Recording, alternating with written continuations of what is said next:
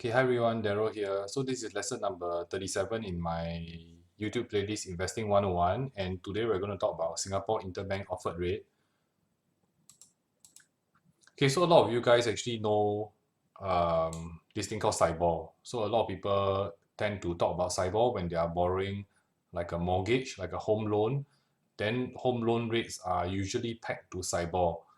Okay, so this is actually the rate at which Singapore banks lend money to each other. And if you've seen my previous two videos about the Fed funds rate, then you will understand that banks have this reserve ratio. So the Singapore banks also have a reserve ratio, and the central bank will set this reserve ratio. So the Singapore banks, they do lend money to each other at the Singapore Interbank Offered Rate. So banks lend to each other based on this rate. Okay, what happens is that if let's say bank closes and for the day, and then they have insufficient cash on hand to make up the reserve ratio, then they will borrow from another bank which has excess. So what happens is that let's say the reserve ratio is, let's say, 5%. What happens is that 100, let's say the bank receives 100 million worth of deposits, then it has to set aside 5% of this 100 million as cash or cash equivalent, so that in the event that depositors like yourself or myself which put money into the banks, we would like to make withdrawals, then the bank can remain above water, like solvent.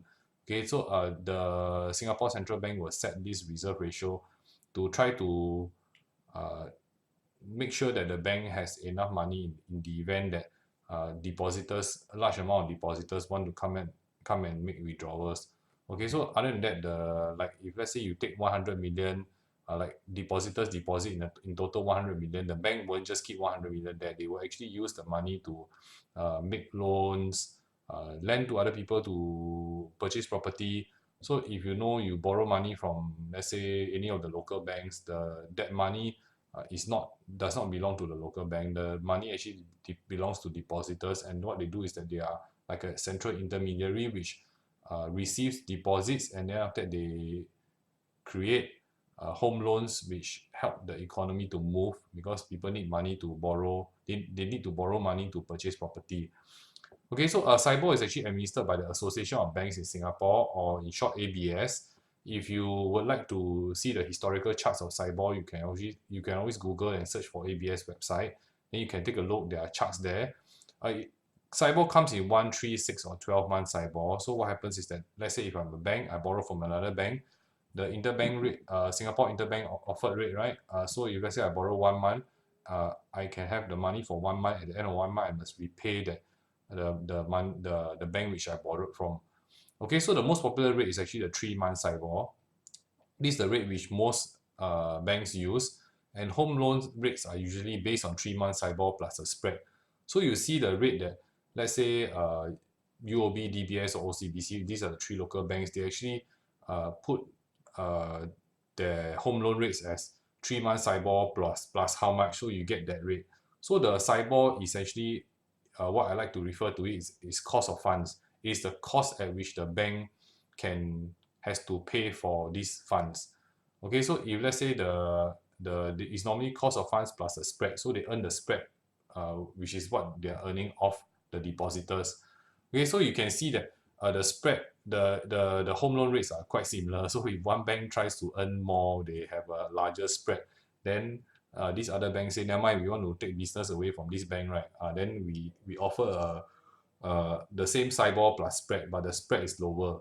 So generally based on uh, like free hand, the invisible hand, right? So what happens is that the rates actually tend to gravitate to just about the same. So essentially, when you take from any of the major banks, right, the interest rates tend to gravitate around the same rate. Okay, so that's the truth of the mortgage market out there currently. Okay, so it's essential to know that it follows what is happening in the US. So if you guys have been following the mortgage rates in Singapore, recently the US Federal Reserve decreased the targeted Fed funds rate. And what happens was that the mortgage rates in Singapore followed suit. The interest rates actually dropped.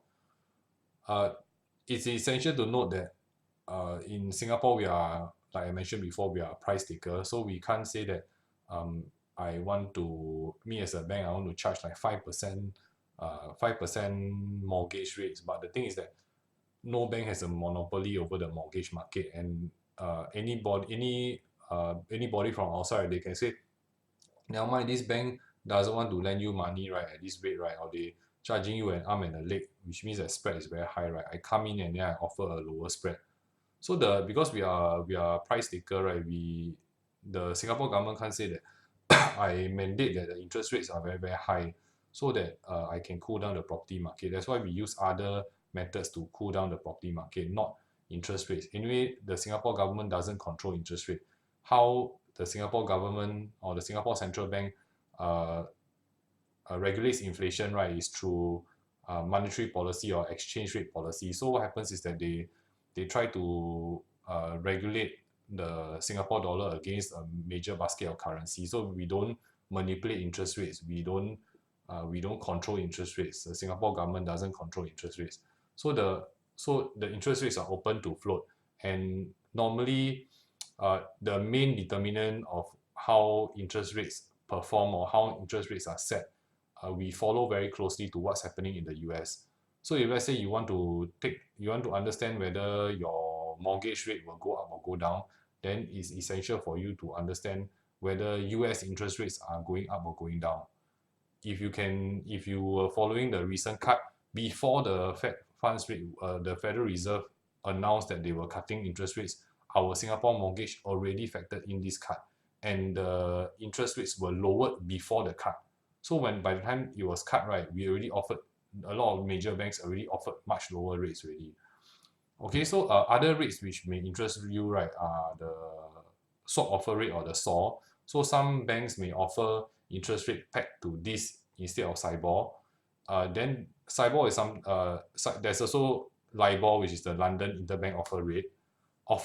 Okay, and then there's the Euro Interbank Offered Rate as well, which is Euribor. So these are two other things, two other offer rate that you may interest you, and they operate essentially quite similar to how SIBOR is set. Okay, so that's all from me for this video, and I'll see you in the next video.